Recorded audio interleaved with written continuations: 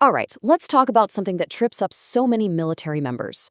Picture this. You're serving your country, stationed maybe halfway around the world, and then, out of nowhere, you get a massive tax bill from California, a state you might not have even stepped foot in for years.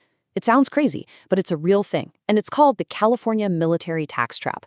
Today, we're going to do a deep dive into exactly how this happens, and more importantly, what you absolutely need to know to navigate it correctly.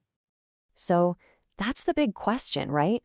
How on earth can California legally claim a piece of your entire income when you're stationed in, say, Texas or even overseas in Japan or Germany?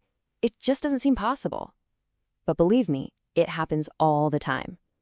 The state's power to do this all comes down to a couple of very specific legal concepts that are, well, they're not very intuitive, but they are critical to understand. And here it is. This is the absolute core of the entire issue. It's the difference between your domicile and your residency. Now, they sound pretty similar, don't they? But in the eyes of tax law, and specifically California's tax law, they are worlds apart. You can think of your domicile as your permanent legal home, the place you have deep roots, the place you intend to return to. Residency, that's just where you happen to be sleeping at night. And California has built this incredible long-reaching taxing power entirely on that distinction. So, to really get our arms around this, here's our roadmap for this explainer. First, we'll dig deeper into that domicile versus residency trap. Then we'll look at the federal protections that are supposed to help, the SCRA. After that, we'll cover California's own specific military exceptions. Then we'll get into the nitty-gritty of the super strict 546-day safe harbor rule, see how all this stuff actually gets reported on a Form 540NR, and finally, we'll talk about what it really takes to survive a California audit. Okay. First up, the domicile versus residency trap. This is the bedrock, the foundation of California's taxing power. If you understand this, you're halfway to understanding the whole system. So let's look at the actual law, right? This is straight from California's Revenue and Taxation Code Section 17014A. It's known as the Outbound rule, and it is powerful. It basically says that if your domicile is in California and you are just outside the state for a temporary or transitory purpose, then bam, you are still a California resident for tax purposes. And you can probably see where this is going for the military. Pretty much every set of orders can be seen as temporary. And this creates what tax professionals call the stickiness of a California domicile. It's like legal quicksand. It is incredibly hard to get out of. And why is that? Well, the state's perspective is this. Since you left because you were ordered to, you didn't voluntarily choose to abandon California forever. You were compelled to leave. So in their view, that deep legal tie, that domicile, it stays right here in California, no matter where in the world the military sends you. So you're probably thinking, wait a minute. Isn't there a federal law for this? And yes, there is. It's the Service Members Civil Relief Act, or SCRA. It's designed to be a shield, but as we're about to see, it's a shield with some very, very important limitations. Here is the core language of the SCRA from 50 U.S. Code Section 4001. Now, the most important words on this whole slide are solely by reason of. This federal law says you can't be forced to change your tax home just because the military moves you around. It's really a protection against accidentally getting a new tax home. Okay, this is so important to get right. What the SCRA does, and more importantly, what it doesn't do. So here's the protection.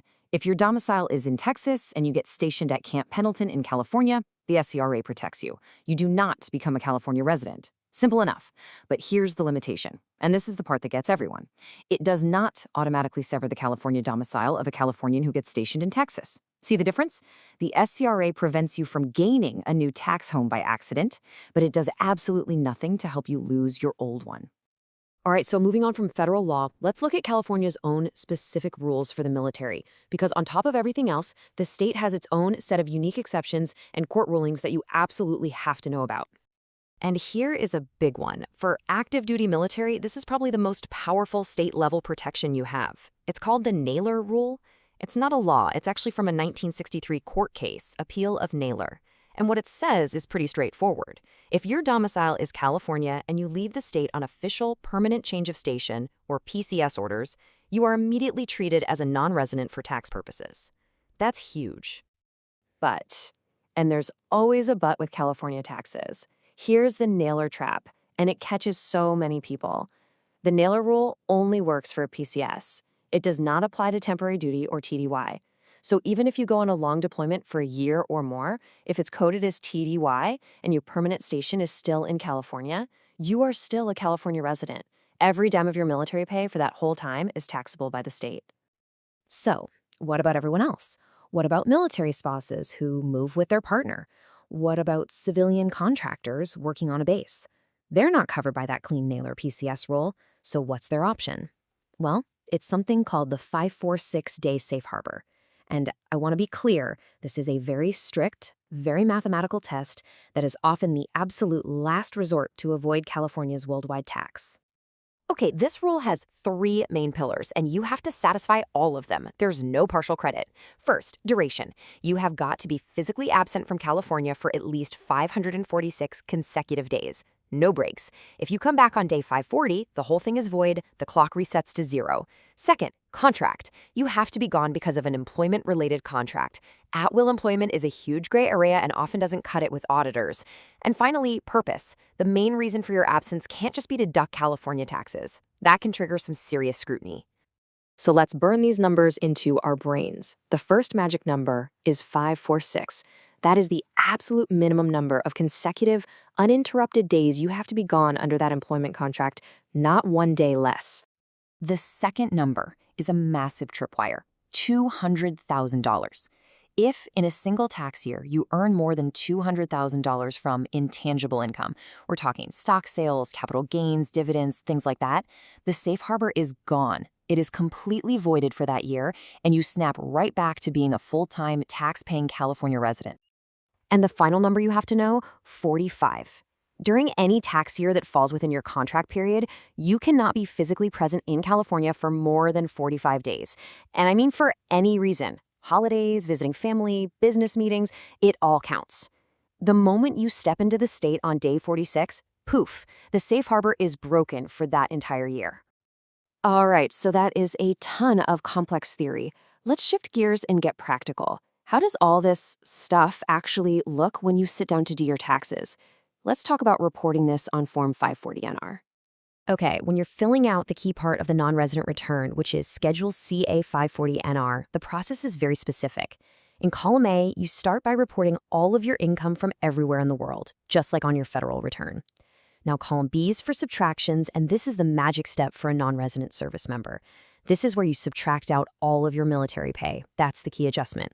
Finally, over in Column E, you report only the income that is actually from California sources, like maybe rental income from a house you kept there.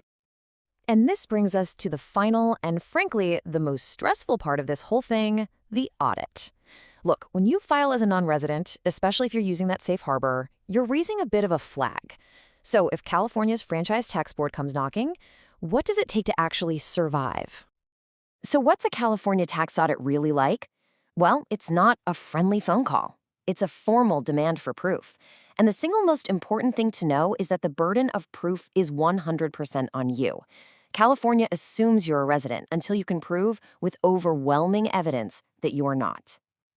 When they audit you, they'll send something called an Information Document Request, or IDR, and they're going to ask for a mountain of paperwork. Your PCS orders, your DD-214, utility bills from your new place. But here's the one that always surprises people.